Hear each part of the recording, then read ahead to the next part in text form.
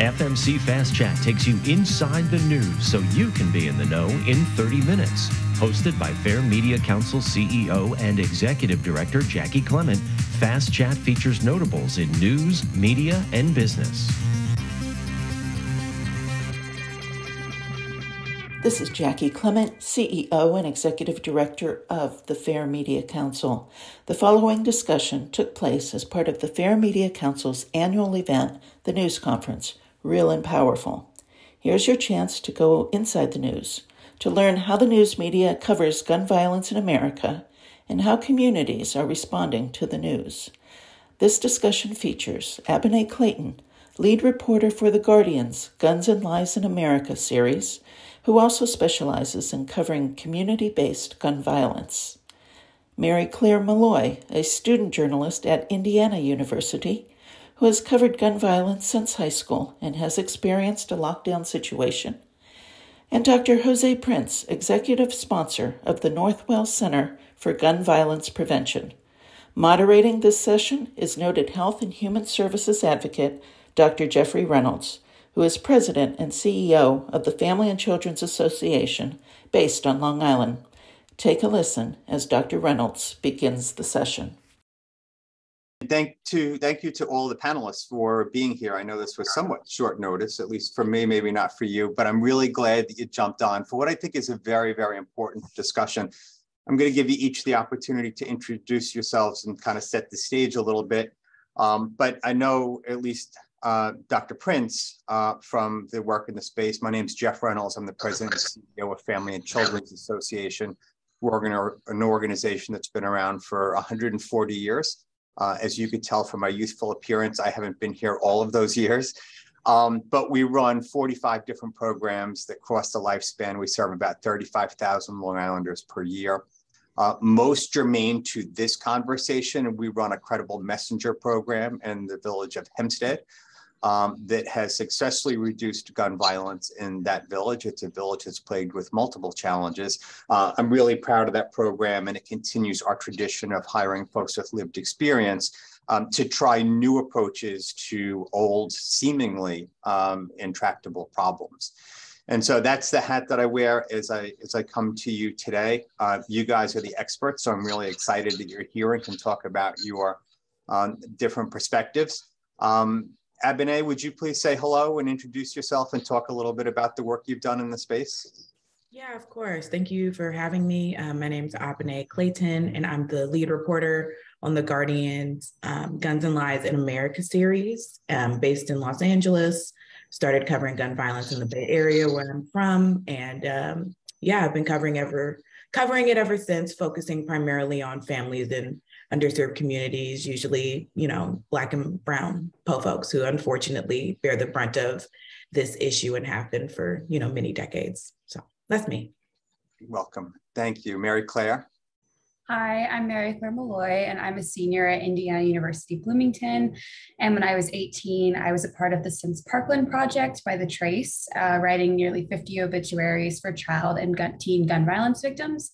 And throughout my beginning of my career, I've covered mass shootings for the Washington Post. I've covered the scene of a shooting for the USA Today, and gun violence has been a very pertinent issue as I've been starting out with my career. Excellent. Well, thank you for your work and thank you for being here. Dr. Jose Prince. Thank you, Jeffrey, and thanks. It's great partnering with you and the work that you do and your organization does here locally in New York. I'm a pediatric trauma surgeon in terms of my clinical background, and I am the trauma medical director and surgeon-in-chief at Cohen Children's Medical Center in New York, which is on the edge of Queens in the middle of Long Island. It's the largest level 1 pediatric trauma center in New York State.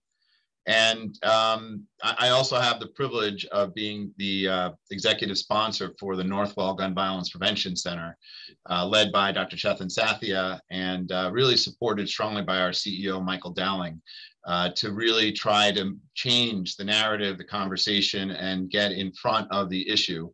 As a trauma surgeon, I have for over 20 years cared for, unfortunately, many children who have been shot.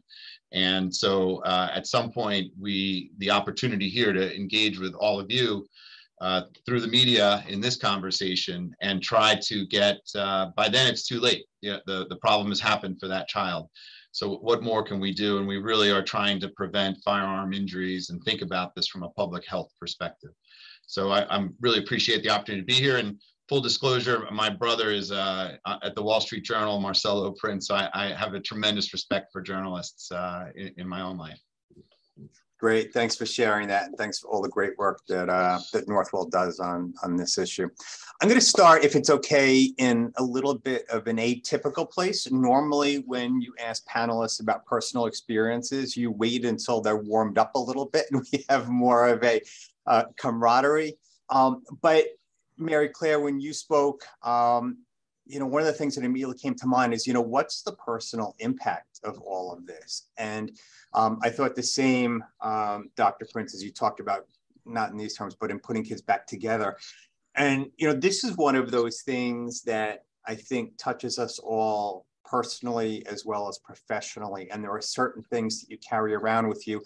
I recall, and I still like shudder to think about it to this day, years ago, I heard a Sandy Hook parent speak. And look, I've been in the space for a long time, 30 years in health and human services. I've seen it all, done it all. And this father spoke about kissing his daughter goodbye for the day. And to this day, I can still remember that speech in the midst of thousands of speeches I've listened to. And for me, that's a reminder that really what's professional is also personal. Can you talk a little bit about the personal impact of gun violence, either in your own experiences or in covering these stories or in doing the work that you do day in and day out? And Mary Claire, can we start with you? Yeah, I mean, I was gonna say, if it doesn't affect you, that's a problem. I think you should definitely have an open mind and open heart to the stories of the people you're covering, and let it impact you, and maybe take some time to process that after the fact. Because these are real people, they're not numbers. And that's what a lot of my reporting is about, is like, we get so desensitized because there's so many shootings, and there's not like enough time to pay attention to every single victim. But if you really just take the time to get to know the story, and then all the people affected, like the family and the friends, and even people that witnessed a shooting, you get to see like the full toll. And it's very hard. I think taking care of yourself is really important, but also understanding that you're not the story, and the people most affected, if they want to tell their story, you're kind of a vehicle to do that, and take that seriously. I feel like it's kind of sacred. Yeah, thank you. Abene? Yeah, I mean, I came to gun violence reporting not even knowing it was a beat I could select. It just kind of came by virtue of the local reporting I was doing when I was still in college, whether it was like a community garden or a ballot measure. Like, it always came back to, maybe this will lead to more money for these programs that will ultimately end gun violence. You know, it didn't have to be top of mind, but by virtue of what was going on, it was necessary, you know? So capturing that in my reporting was not necessarily me being like, oh, this is how I kind of make my mark in gun violence reporting. It was just the truth of my community. And I mean, you know, growing up, I don't know if everyone knows Richmond, California. It seems like we've got some East Coasters in the building, but being from there, like, I'm just used to, like, gun violence was just so kind of regular. You know, I started losing people that I know, friends, et cetera, in high school. And it just felt like this is what happens to everyone who looks like me across the country who's from this type of community. And it wasn't until I understood what underinvestment looked like, was able to report on it, talk about the decisions that lead to certain people having less, that I was able to kind of realize and then tell others, like, no, this isn't normal. This isn't just a byproduct of where you choose to live. You know, it's a pathology, you know, it acts like a virus. It's a public health issue, and it's not always framed that way. So I have, you know, I could go on and on about like personal kind of feelings and attachments to this beat. But yeah, I think I'll kind of end on it just being necessary for the community that I was covering, and ended up having a lot of national resonance. Great, thank you. And Dr. Prince? Yeah, I agree with Abene. There's so many ways to think about this from a personal point of view. I have many children that I have cared for that have died from gun violence. I have children that I have cared for who have found a loaded weapon and shot themselves, or been shot by a sibling unintentionally because it was an unsafe firearm in the home. And now you have a 3-year-old who shot themselves or shot a sibling. I have personally had friends who committed suicide with firearms. Now that I'm in the age range as a white man, which is the demographic that suffers a large amount of that kind of firearm violence. Each child that comes in, I'm the father of 3 children. And so, you know, like so much of life, my own growth and maturity and hopefully trying to be a better person, a better doctor, a better father, mirrors that. So I now have teenagers. So I see the teenagers who come in who are Black and brown, and by disproportionately in terms of that profile for firearm injury. And I see my child in what I see before me and the tremendous tragedy that unfolds. And there is a part that you, as a surgeon, you compartmentalize. You cannot take it to heart at that moment. We do a lot of work to help, as best we can, deal with the second victim aspect of this for the nurses, the caretakers involved. I guess someday I will have a more full recounting of this aspect of my life. Certainly earlier in my life, when I was a younger surgeon, there's an adrenaline rush, and you see the positive. You're coming in to try to help save someone's life. I think the older I've become, I see the less that and much more just the tremendous tragedy of what a bullet can do in a second. I feel more of the sorrow, I think, now for that part of it. And I think the other part I would just say is that often there's the element of at the scene, which is maybe what reporters often see. There's the element that the TV sensationalizes, where they are in the ER with us as we're doing all this stuff. What I don't know that we talk about as much is the paralyzed 15-year-old who will never walk again, who I will then walk around and see, or my team will see every day for weeks, will get shipped off to a rehab facility, and whose life is forever changed that way. Death is a tremendous loss for any of us, but there are these other deaths where you live on, and that dream and a life that someone imagined when they held a baby, which I think all of us as parents begin with, is forever gone. And I think those are the stories that, and how we latch onto those stories to make us realize there is nobody listening, and there is nobody in this country that in some way has not personally been affected by gun violence. You may not appreciate it if you're able to somehow block it off, but someone you know, or someone within range that you know, has absolutely been directly impacted by gun violence. So then the question really becomes, how come we're not making more progress, right? So we all see the data, we see the numbers. You know, last week we had a 6-year-old who shot a teacher fatally, not a district that was immune to gun violence in the past. We all can relate to it to a certain extent, and maybe our feelings of personal vulnerability, particularly if we have children, are raised in the wake of an incident. So we've got the data, we've got the sentiment, we get it, yet progress, and I'm talking about political progress, seems to lag. Can you all each maybe talk a little bit about why you think that is? And quite frankly, journalists such as the ones with us today do a great job of telling some of these stories, but we don't seem to gain any traction. We haven't hit the critical mass. How come? Mary Claire, let's start with you. I'll put you on the spot.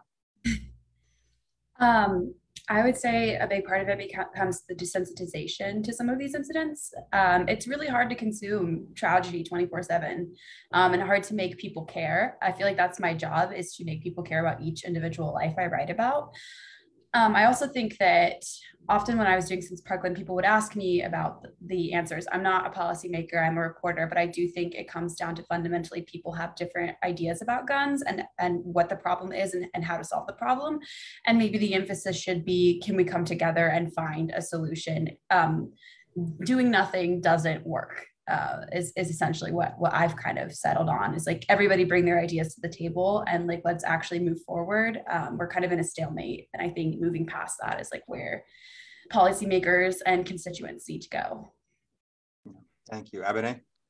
Yeah, I will definitely agree with Mary Claire when it comes to that stalemate. You know, during the summer of 2020, when all of these massive protests were happening, there were so many conversations in communities across the nation about, you know, the disparate impact that gun violence, community gun violence, is having on specifically, like, usually Black and Latino boys are at the center of this conversation just because that burden is just so, you know, disproportionate with other demographics. And a lot of people started to talk seriously about community-based violence prevention, some of these credible messenger programs, things that you might know from documentaries like that I cannot remember the name, it's like the Peacekeepers or something like that, the Disruptors, something.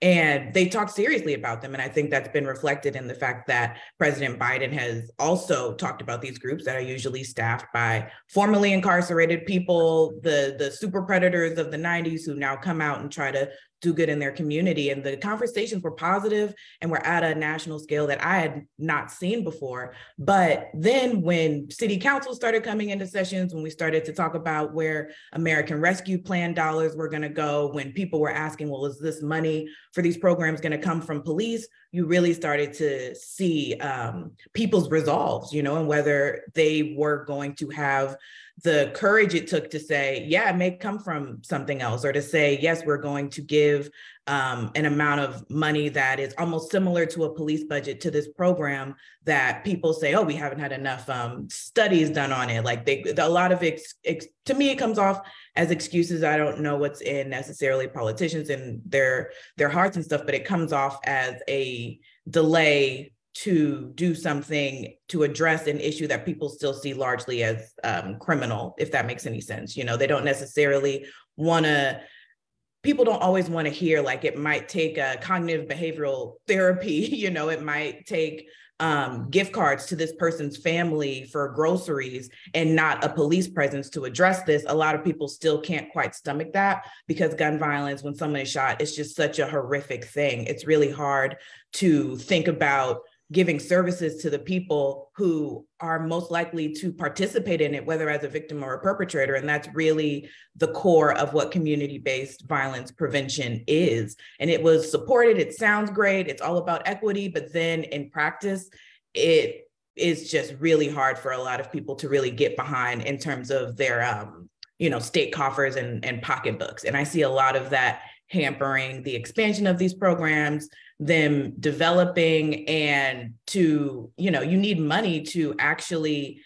get the research that will make people trust you. But if you don't have a track record that's based in research, you can't get the money. And it's just this really convoluted cycle that I've seen play out at a national scale since the summer of 2020. And I think that's a major impediment to addressing the everyday incidents of gun violence that I usually cover. Yeah, I think that's spot on. You know, with our program in the village of Hempstead, one of the things we quickly figured out that the violence interrupters had a really critical role. But as we began working with families and individuals, we came to understand the larger constellation of needs that had been unmet for multiple generations. And so you need to scale those programs up with robust wraparound services. If you begin going into communities and say, hey, we just want you to put down the guns, versus we want to help you and support you in terms of getting a job and getting self-sufficient and being able to access childcare and all of those other services, then it's just another approach in communities that have been neglected for far too long. And so it's not only the money associated with those violence interrupters, it's also the wraparound services that have to go along with this that, again, are addressing needs that have been forgotten about or ignored for multiple generations. Jose, I'm wondering if you could talk a little bit, because I think, and I have spoken to Mike Dowling about this, I think Northwell's approach for this as a public health problem begins to depoliticize and probably is an approach to try to break down that stalemate that exists between folks on either side of gun safety legislation. I'm wondering if you could talk a little bit about how you guys came up with the approach, how it's working, pushing it out, and whether I'm right in saying that's an attempt to break some of the logjam that seems to be happening. No, Jeff, I think you're spot on. That's actually where I was going to go with the comment, which is to say, I think one of the log jams. So first, I do think we've made it on the political level some progress, right? Obviously, with the legislation this past summer that was signed into effect by President Biden, but it's not as much. It's not complete. It's not all the way. It doesn't. But if we get bogged down on the Second Amendment, I think that will create an intransigence that will not really result in us accomplishing much. And so we have very much framed it from a public health point of view, and thinking about then using that approach to use the different tools, thoughts about how you try to tackle any other public health problem. And when we think about it in that context, you think about things like car safety.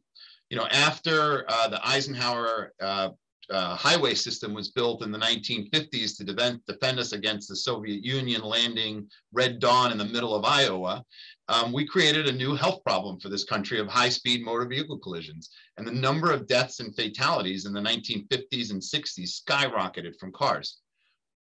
We responded to that from a public policy point of view.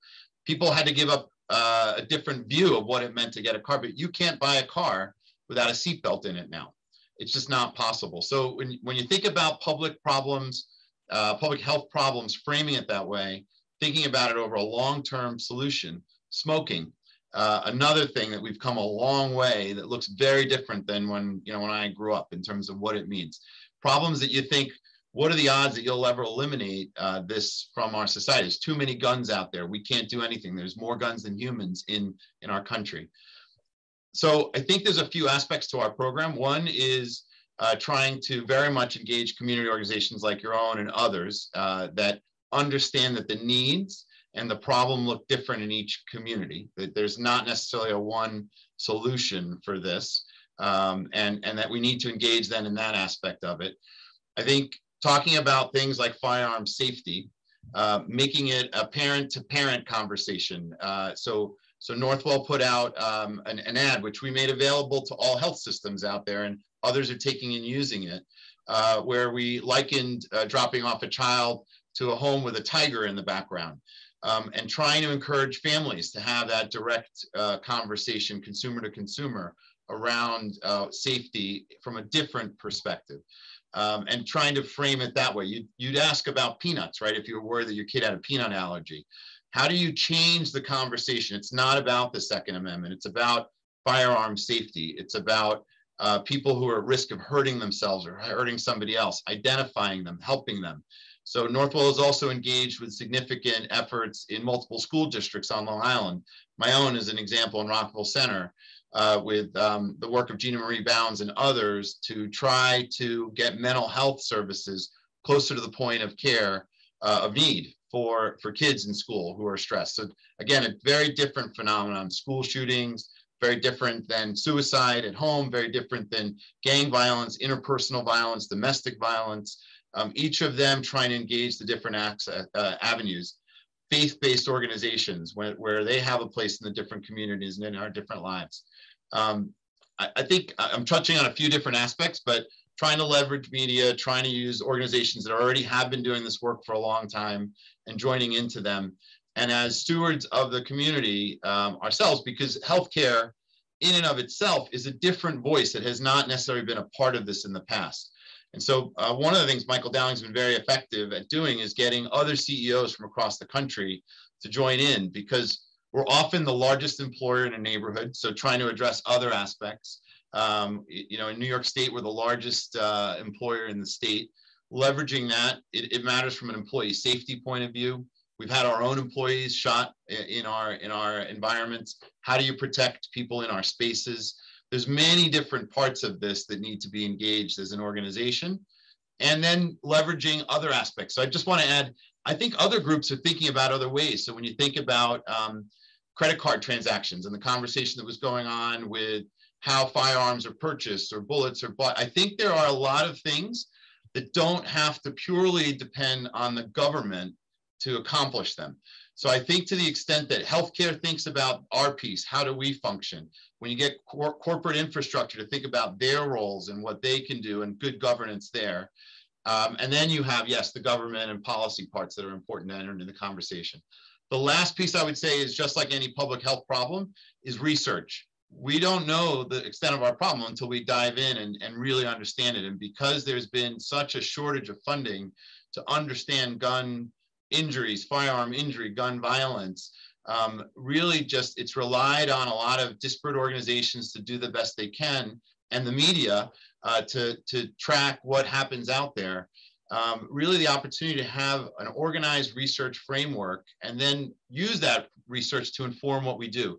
So we have engaged in our ERs where we now ask in a pilot research project that's funded by the NIH, led by Dr. Sathya and my team, to ask about the right way of asking about firearm safety. So clearly just the way you ask the question can frame the response potentially and block you from getting to what you want to accomplish, which is firearm safety. And maybe it looks different when I ask a young person, an older person about firearm safety and what they do in their home. What's the right way to engage? So all of those different aspects, I think, are part of what we're trying to bring to bear from a public health point of view. Great, I appreciate it. Abene, I want to go back to something that you said earlier, and both you and Mary Claire used the word desensitization.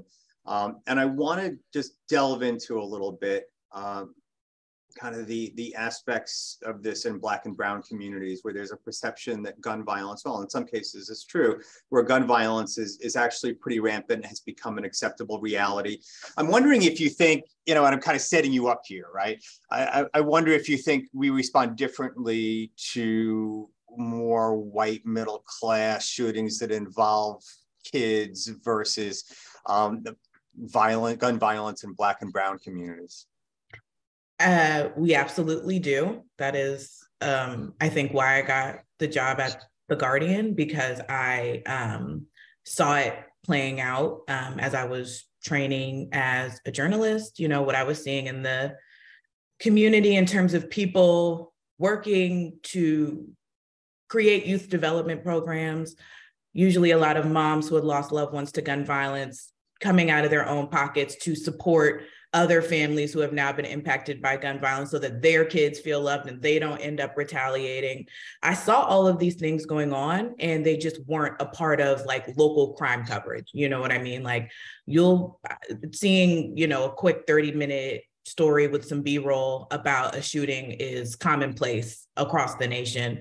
And I wasn't then seeing the follow-up, and I like to say, like, without local reporters who do that and keep track of these things, my job would be very much so more difficult. So I never want to disparage that, like that. There's a necessary part for that type of coverage, but it also needs to come with a level of follow-up to then go back to those communities and ask, like, what do y'all do about this? How do you all usually respond? There's usually always there's a woman named DeWanda Joseph in Richmond, and she is the go-to if your loved one has been shot. And there are these people in every community, you know what I'm saying? And I know that to be a fact, and they never are put up as experts, because they come from a place where I like to say people assume that the folks who live in communities where gun violence happens a lot are either seen as like apathetic to what's going on or like actively complicit. You know what I mean? Like actively, like you're training your kids to be like this. You're telling them to go carjack and do these crimes that ultimately can lead to shootings, and that's just not true. You know what I mean? Like that, or not in every single case. I don't like to speak in absolutes, but I've never seen that to be the case. It's devastating every time it happens. No, I've not met somebody, an adult at least. I think when I talk to young people and kids, they kind of say that, it's what happens. And I used to say that, and it was to protect myself, to protect my mind. Because like Mary Claire, said, you can't take this on every day, especially while you're trying to develop, you're trying to do your SATs. You just can't take it all in, especially if you don't have programs and these robust wraparound services that can be a counterweight. Like you just can't take it. So when I talk to kids, there's that desensitization and you can work through that. They're malleable. But when it comes to adults, each and every time it's frustrating, it's sad, it makes people angry. And that's rarely ever captured, right? The anger and the shock is always very evident when it comes to like you mentioned, Jeff, the shootings at schools and the shootings in malls. And another term I like to use is like a hierarchy of place.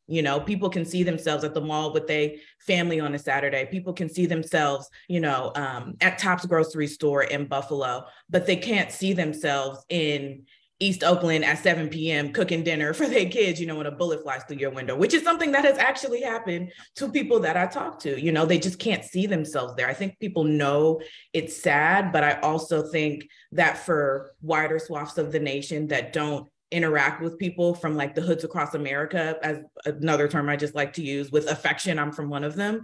It's just like they don't know how to, I think, react in a way that is helpful because there's no blueprint for it. You know, we have accepted ways of dealing with things. These things happen in the hood. We've seen it in the movies. Like, what am I supposed to do about it? But when something happens in a place where you can envision yourself and your family, it just spurs people into action in a different way. And it is unfortunate to see because the people in the hood don't expect it to happen to them either. You know what I'm saying? They know there's a higher likelihood, and that breeds all sorts of kind of trauma and self-esteem issues, but no one accepts it as a reality that their 19-year-old, you know, is going to be shot while bringing breakfast to his girlfriend, which is another thing that has actually happened. And that story was wrapped up in California is a rampant crime-infested place versus there's a level of devastation happening every day in communities that have faced this for a long time. And that framing difference is so key and doesn't happen enough. I see it happening more, but it is by no means the standard of how we cover gun violence in the US yet. I have hope. It's already gotten better from like the last 3 years. We finally have an agreed upon kind of number for mass shootings. Before, if it happened in the hood and it was 3 or 4 people, it was a gang shooting. I always had issue with that. Like, a mass shooting is a mass shooting. So the fact that we've made progress there, like, I'm not going to discount, but we have a really, really long way to go. Yeah, agreed. Mary Claire, do you think, I see you have a point, but let me give you a question after you make your point. And the question is, do you, the media, I'm going to say we, but I mean you, the media, do you sometimes think that the media sometimes glorifies shooters? So should I make my point first, or should I make your point first. That's more okay. I was going to say with Since Parkland, that was an interesting case study in which a lot of media attention goes to mass shootings, especially if the victims are white. And we were using the Gun Violence Archive to write about everyday communities who were affected. And I could tell, like, I could see each time it was a white victim, they had a picture and they had some paragraphs about who they were. And if it was a Black victim, more often than not, there was less information, sometimes not even a name. And there was also this, like, in comment sections and anything about the shooting, there's like this criminalization going on, like talking about what they were doing at the time they got shot and like how they, you know, if they had a criminal record. And it's sort of like, okay, but this is a victim. So victims aren't always treated the same in media coverage. And you can see that if you read enough local news. That's what I was going to say. So, yeah. Glorification of shooters. So there is the notoriety movement, I think is what it's called, when we aren't naming the perpetrator. It's more about putting emphasis, I think, on the victims. And I think that's important to do. Obviously, people are going to be curious about who this person was. How did they get to this place to open fire in a mall or a school or any other public place? And I think the important thing that we can discuss about them is, like, how did this happen? Like, what was their access to weapons? What was, like, any intervention, like preventative measures we can learn from this? But I think otherwise, talking about their manifesto or anything of the sense, like, I don't think that's as important as the victims and the people who were harmed. Thank you. Abene, I'm not sure if you know, but someone just removed shoes from your home behind you. Presumably you know that person. I do. He is my wonderful boyfriend who hid in the room until I was done making my very long point. So he had to go to work. It was a great point. I just wanted to give you a heads up in case. Thank you. Jeff, can I just add just a quick thought about fear and shame are just so powerful, right? In terms of what people are willing to say, and in terms of when they connect with the media, and therefore how you're able to tell a story. And different levels of it function in different parts. But clearly, when you think about other classes of gun violence, and you think about suicide as a huge volume, that shame piece is so huge. And Abene is right. I think there's also shameful. It's not just fear that someone's going to do something if I speak up in a community, close to where I grew up in Queens. But also there's an element of shame, right? It's not like anyone's really proud of what's going on. And I think when you get the degrees of that might vary on the person or the event, but they're very powerful when you think about talking about suicide or someone who's at risk or who's not doing well, and might be a risk to hurt themselves or someone else. That how do we get through that? And you think about other problems we've had and tried to address, again, public health. You think about HIV, AIDS, and the fear and shame and like what it took for us as a society to work through that, and the way we have those conversations now. And do we need to think about how we can tell those stories, apply that to this category of public health problem? Abene, I want to come back to you. And I think it's a question for everyone. Very often you hear from Second Amendment proponents that guns don't kill people, people kill people. And then we begin to hear the discussions around mental health. And so for someone like me that kind of works in that space, I feel somewhat split about it, in that, yes, there's a lot of folks with untreated mental illness out there, both diagnosed and undiagnosed. But we also know that folks with mental illness are far more likely to be victims of crimes versus perpetrators. Can you talk a little bit about how you guys cover that and what your thinking looks like related to that issue and the role of mental health in terms of gun violence? Yeah, certainly. I think that when it comes to mental health, it's just like the scape is large. So I'm trying to narrow it down into a cohesive point. But I think we focus on access a lot of the times. I think when it is those kind of conversations from Second Amendment folks to me in my coverage, when they're like, we need to focus on mental health, it rings the same as we need to arm teachers. Y'all ain't really, you know what I'm saying? Y'all don't really care. You don't really mean that, right? I don't think so. Because I'm you got to talk with your pockets. And I think that I want to say it was the doctor who made a really great point that the services that violence interventionists recommend you to need to be robust as well, so you don't have to give your money or give state money necessarily to a group that you feel iffy about. Give it to a school program, right? Give it to some of these programs that are being contracted by schools and by places that it doesn't look there's no political risk to giving to, right? They're not staffed by Black and brown former gang members, you know what I'm saying? It's this nice teacher who is teaching breathing exercises. I see a lot of back to the coverage, we try to focus on the unique and community bred ways that people are healing. I met a woman who decided to go and learn about hypnotherapy, to bring it back to people in her community and South Central who are dealing with incredible amounts of trauma that's been built on trauma. I don't think people always recognize that after a shooting is the first traumatic incident. So many things happen after that can compound that and that need to be addressed each step of the way. And I think that my role as a journalist is to expose those sorts of things. I talk to a lot of moms, particularly who develop serious heart issues after their child is shot and killed, ones who have to take anti-seizure medication, so they can drive now, ones who were incredibly suicidal, who are and then there's the shame around taking antidepressants, just all of these things compound. And I don't think people know what happens, I just don't think people understand the years and years of extra things you deal with. I just did a story about holidays, people who lose loved ones around the holidays. And every year it's something new, every year you might think you're okay. And then here comes, November 3rd, you hear Christmas music, you see things starting to go up and it's hey, I need to reach out to a therapist.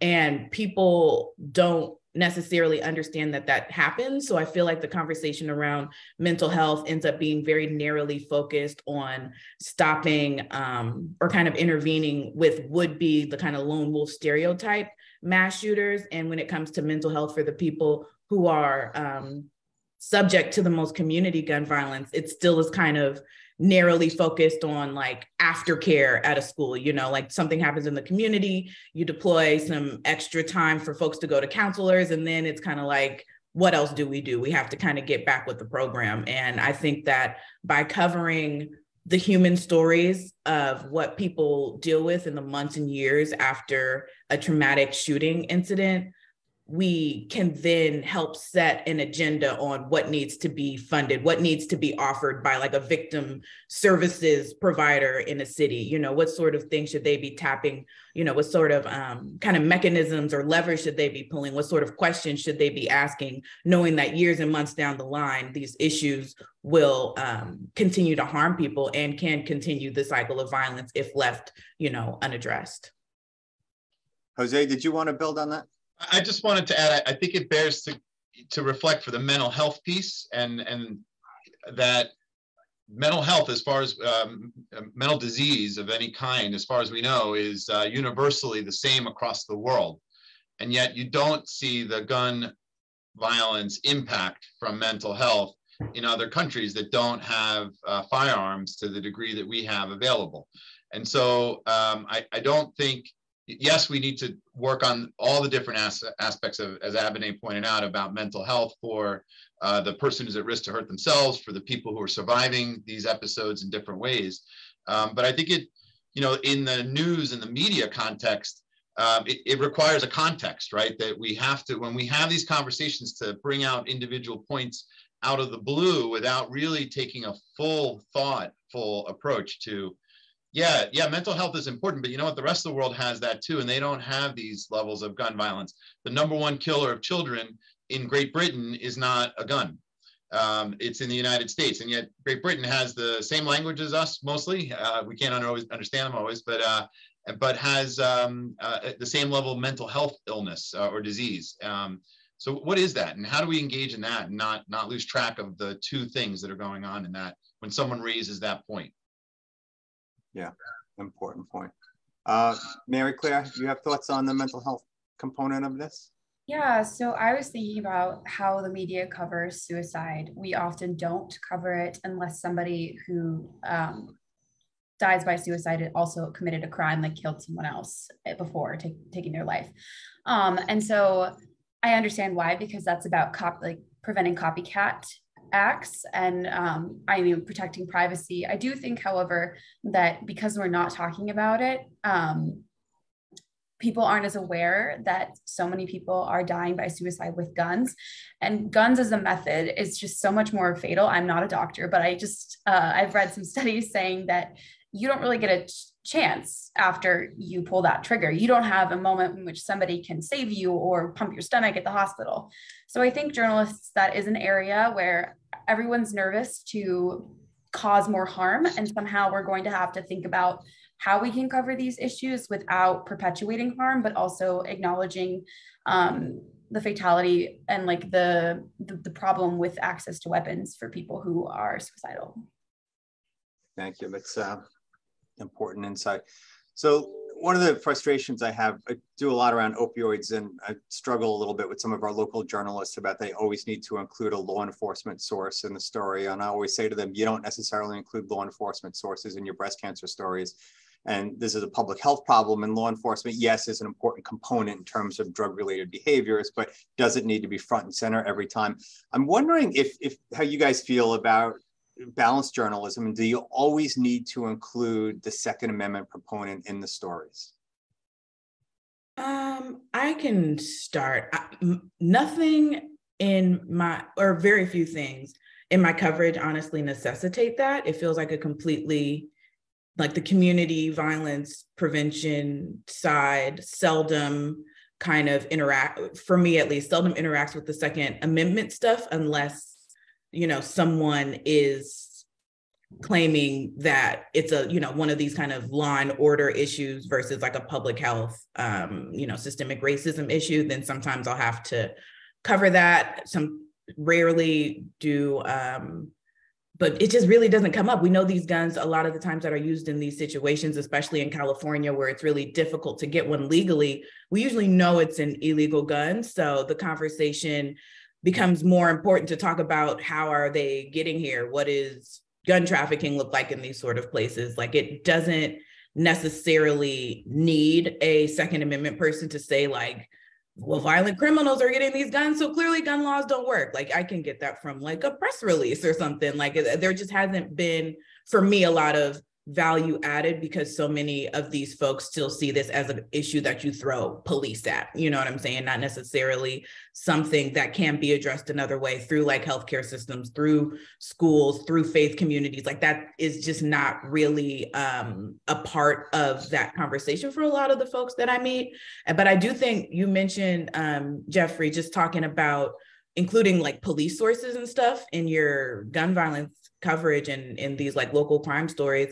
And I always, like, when people ask that question or start talking about it, I always say, like, if you have a police officer that you know you can get in touch with after a shooting happens at 11 p.m., you should have like a well-known community organizer, you know, someone in the faith community, a chaplain, one of these well-known, there's always a well-known mom who supports people who have been impacted by gun violence. There will always be one in just about every community. And having those people on deck to not necessarily be a replacement for law enforcement, but to add that context, you know, to make it clear that like the people in that community find this unacceptable as well, is something that I think every like local reporter or any reporter who covers guns should have in their toolbox. So you're not just left with like, well, police say this is bad and we're going to catch criminals. You know what usually the police are going to say. There are some chiefs who give really interesting insights and understand it's more of a holistic thing, but at the end of the day, police need to seem necessary to address this issue. And I don't know any officer that's going to say this is out of our depth, like y'all keep giving us money to deal with this and we can't, like,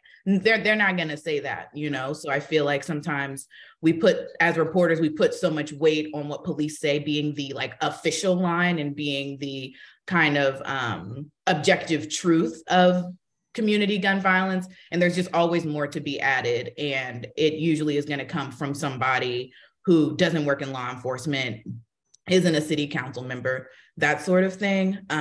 But kind of back to your question, when it comes to Second Amendment folks, only when I cover like ghost guns, sometimes I'll have to talk to somebody. There'll be like, but a lot of that stuff I can really just get from like lawsuits, you know, it just hasn't, there's just so many more interesting things to talk about from people who have been impacted. There's so many experts who are like on the ground dealing with this every day that if I have kind of like valuable word count, I have to be a little more judicious in the voices I include. And lately I haven't come across a Second Amendment advocate who has added, you know, kind of a level of truthful value that would help me keep this beat up to the standard that I've created for it, if I'm being honest. I hope there's no two-way folks in the house, or if there are, let me know. And I'm happy to hear from you. But so far it's been a little bit not the best or most helpful to my coverage. Got it. Understand. Mary Claire? So I live in Indiana, which is a very red state, a very pro-gun state. And so I'm kind of aware of that when I go into covering these shootings, but the only time that it's ever really come up was when my mom literally drove me to the scene of a mass shooting and sent me there. I just was too nervous to drive, but the Washington Post sent me out to be the person on the ground in Indianapolis at the FedEx warehouse where 8 people were shot. And there was a lot of discussions about the red flag law in Indiana because it didn't work with the particular shooter. So that's the only time it's really ever come up, but I am very aware, being in the state I'm in, that the people have that perspective and that's going to come up. Most of the time I'm focusing on, like I was interviewing family members of the victims, people who were waiting to find out if their loved ones had been killed or not. I was interviewing people who were at the scene and now have trauma that they have to deal with. And so just like being immersed in the scene is a little bit different. I don't really pull back as much in my coverage and talk about what this means politically. But I know that there are other reporters and other people on the team covering that shooting that day who did and added that context to our story. Mary Claire, just to stay with you for a second, because just something crossed my mind as you were speaking. Obviously, there's geographic differences in the way we view firearms. I'm wondering if there are generational differences in the way we view firearms. And you're a little bit younger than some of the rest of us. Can you talk a little bit about, do you think there's a generational difference in the way we view firearms? Yeah, so I'm 22. 10 years ago was Sandy Hook, and that was kind of when I was 12, and that's kind of when it like hit my consciousness that this was happening. I know that there were shootings before that, but when you're a kid, you don't really, it doesn't click until usually one shooting. I mean, I grew up having to do the run, fight, hide, having to do the drills where you hide in your school and turn the lights off and act like somebody's going to come in and kill you. And that is really traumatizing. I think my generation has grown up with this at the forefront. And I do think that there are people who, in my generation, activists especially, who are just tired of this amount of gun violence happening in their communities and schools, and tired of having to wonder if their backpacks are like bulletproof. And yeah, I think people in my generation are angry. I think they see the issue as something that is like stoppable, something that we can prevent. And they're angry at, most of all, at the fact that 20 first graders can be slaughtered and we didn't do anything.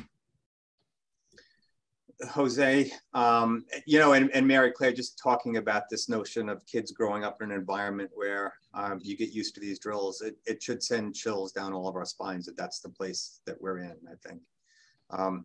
Does for me anyway. Yeah, absolutely. I mean, I've had my kids in lockdowns from a shooter in the Hempstead area where they, in their area for, so, you know, live lockdowns, but so I've seen it through the lens of my children. I've seen it as a parent who gets the notification that your child is in lockdown and you cannot access them. And, you know, for me, there's a tremendous irony. I'm the trauma center. So like, there's in the back of your brain somewhere there is a small chance my own child will be the one who comes in if this doesn't go out the way you hope, which is that nobody gets shot. Yeah, is that really the society that we want to continue to move forward in? Are there better ways to think about how we make sure that firearms are safely secured and not accessible to create these problems? I think the answer to that is yes, and you know we're all nodding in agreement. Can you just talk for a second, Jose, about your ED screenings? You know, the safety score that you're doing with kids and families around proximity to firearms and gun violence. Yeah, you know, we are asking basically, we're trying to study and understand whether, and this is a debated thing, should we be targeting certain individuals, putting your time, your energy, your resources into people that you think are higher risk, or should you be doing this for everybody? So we have chosen at Northwell, at the Children's Hospital and 2 other sites to go through a universal screening approach. And what we're doing is asking, you know, just very basic questions from the nursing team or the physician team about whether there's a firearm in the home and whether it is what the safety or access to it is in that setting. And, you know, very quickly, those conversations, you know, just as examples, not the data writ large, were so surprising, because if you don't ask, you don't know. And we had, you know, one sibling telling reporting to us that the other sibling, the older teenager, had a firearm that the parents had no idea was in the home. So you can imagine then, you know, that kind of conversation and really at a very fundamental level, trying to get into a place where you can talk about safety. You know, should that person have a weapon at all? If it is someone who's old enough to have a weapon, are they doing the right thing about the way it's secured in that home? And again, I'm not approaching this from a Second Amendment point of view. I'm talking about safety when we have these conversations. The same way, I want to know if your kids are safe in other ways when I'm a pediatrician seeing you in the office. You know, are you using the seatbelts? Are you worried that someone's abusing you? Are you worried about all these other things that we think children should be protected from? Are children protected adequately from a firearm in their environment? Great, thank you. So we're running low on time. I promised Jackie that we would stop on time, but here's what I would love, you know, briefly from each of you in the 4 minutes we have left. Just one thing that you want the general public to know about gun violence, or one thing alternatively that you'd want the general public to do about gun violence. I'm going to start with you, Mary Claire. Okay.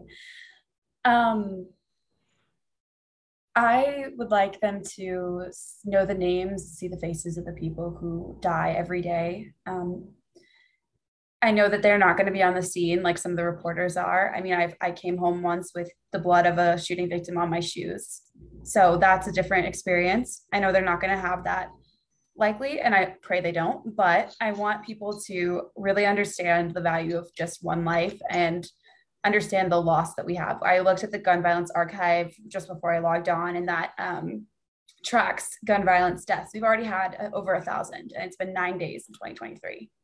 So I wish for that empathy, and I wish for people to have an open mind about saving these lives, and coming together and talking about different ways to do that, because there's not just one solution. I think it's a multifaceted issue that requires multifaceted answers. And I'm not going to have those answers as a reporter necessarily, but I will keep writing these stories until there are no stories to write. And that may be for the rest of my career. Thank you. Abene?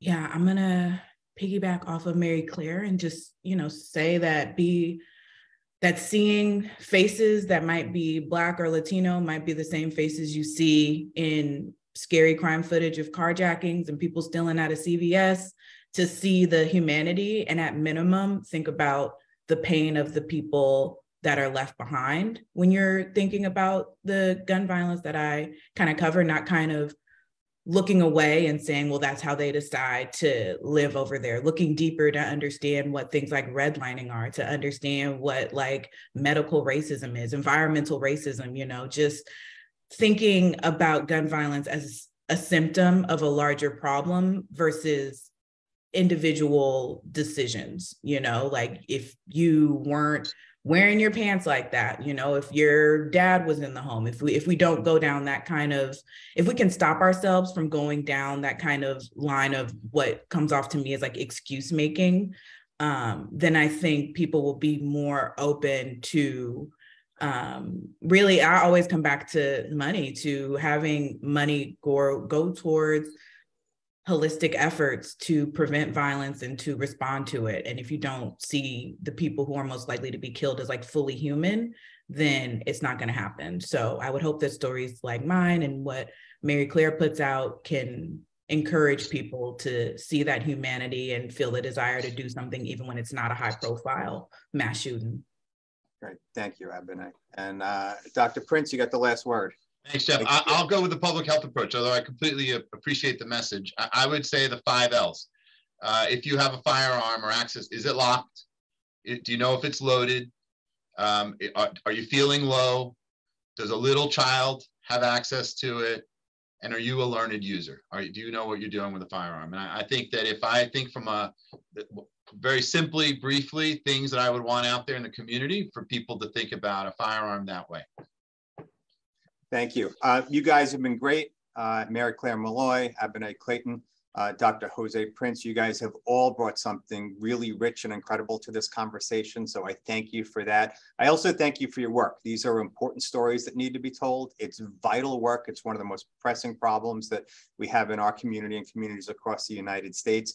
We know the tragedy that goes along with these things that is sometimes felt for multiple generations. And so you're all part of a really important team and crusade working to make lives a little bit better for folks across the country. So thank you for everything that you do. Thanks for being a part of this. Thank you to Jaci Clement for lining up all of you and for inviting me. If you're not part of the Fair Media Council, by all means, please join as soon as possible. Otherwise, I wish you all a great rest of the day and a great rest of 2023. Maybe we finally begin to see some progress on this issue. The Fair Media Council is a 501c3 nonprofit organization advocating for quality news and working to create a media-savvy society.